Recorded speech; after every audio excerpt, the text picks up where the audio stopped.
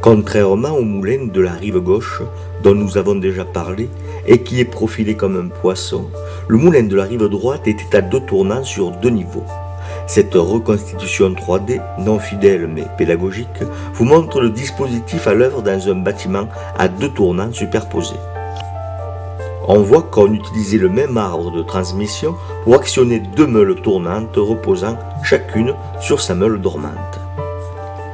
C'est en écrasant les graines de blé que les meules fabriquent une farine grossière qu'il fallait ensuite tamiser dans un butoir comme celui dont nous avons déjà parlé dans un micro-doc dédié à Sérignan du Comtat ou plus simplement avec un tamis.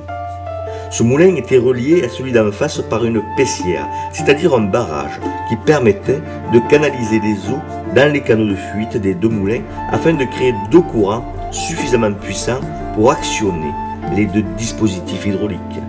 Cette technique était utilisée partout et l'enquête menée en 1809 sous Napoléon pour recenser les capacités du pays en matière de mouture montre bien que le moindre ruisseau temporaire était doté de son ou de ses moulins. On est étonné aujourd'hui de voir que le ruisseau de la Maire à Vers-Pont-du-Gard fait tourner 2 moulins comme on peut le voir sur ce plan du XVIIIe siècle.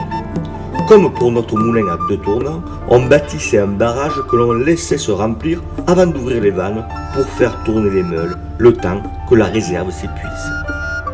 Et on recommençait ainsi le processus à chaque fois que l'on avait besoin d'utiliser le moulin.